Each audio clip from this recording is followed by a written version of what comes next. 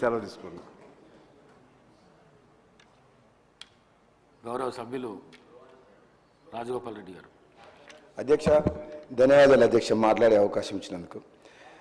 అధ్యక్ష, నాకు ఇంతకుముందు మధ్యలో కూడా నేను ఒకసారి మాట్లాడే అవకాశం కూడా ఇచ్చింది అధ్యక్ష. మా సభ్యులు సీనియర్లు అందరూ కూడా స్లో అండ్ స్టడీ అంటుండ్రు. ఎప్పుడు కూడా ఆవేశం పనికిరాదు, నాకు తెలుసు. మధ్యలో అది కూడా అవసరం అధ్యక్ష. కొన్నిసార్లు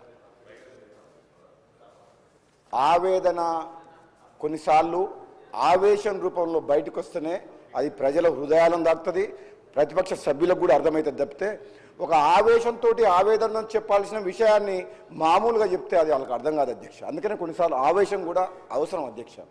సో ఎమోషనల్ అనేది very important in our life. Emotions, ఆ ఎమోషన్స్ తోటే మన ఫ్యామిలీ లైఫ్, ఆ ఎమోషనల్ బాండింగ్ తోటే కుటుంబము, అదే ఎమోషనల్ ప్రజలతో ఉన్న బాండింగ్ తోటే మనం అధికారం, ఆ ప్రేమ నమ్మకంతో మన ప్రజలు అధికారం ఇస్తారు. కాబట్టి emotions is also very important in our life అధ్యక్ష.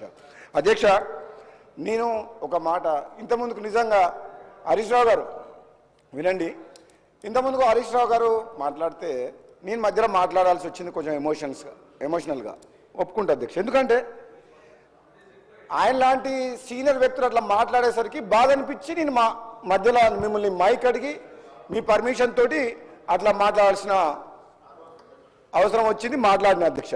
కానీ ఒక మాట నేను ఏమంటాను అధ్యక్ష, ఈరోజు నా సబ్జెక్ట్లో ఫస్ట్ దానికి ఏంటంటే, మనము హరీష్ రావు గారు మాట్లాడిన తర్వాత నిన్న మదన్మోహన్ రావు గారు సభ్యుడు మాట్లాడినరు, గతంలో మాట్లాడిన సభ్యులు కొన్ని సందర్భాల్లో రోజు రోజుకు సభ యొక్క హుందాతనం, గౌరవం తగ్గుతుంది. కాబట్టి నాకు కూడా కొన్ని ఎమోషన్స్ ఈ తెలంగాణ ప్రజలందరూ కూడా మనం గమనిస్తుండ్రు.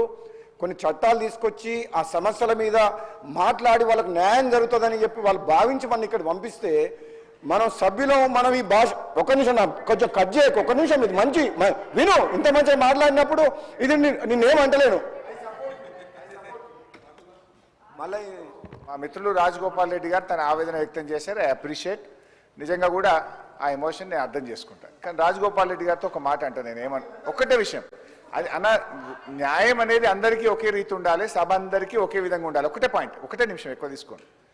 ముఖ్యమంత్రి గారు ఇందాక లేచి నేను ఓఆర్ఆర్ రద్దు చేయండి అని నేను అన్నా. ముఖ్యమంత్రి గారు లేచి ఏమన్నాడు, హరీష్ రావు గారు ఎంక్వైరీ చేయమన్నాడు అన్నాడు. నేను అనని మాటను అని ప్రెస్ రిలీజ్ ముఖ్యమంత్రి కార్యాలయంకి వెళ్ళి కూడా హరీష్ రావు డిమాండ్ మేరకు వేస్తున్నా అని సభను, ఈ రాష్ట్రాన్ని తప్పుదో పట్టించడం అది కూడా తప్పే కదా.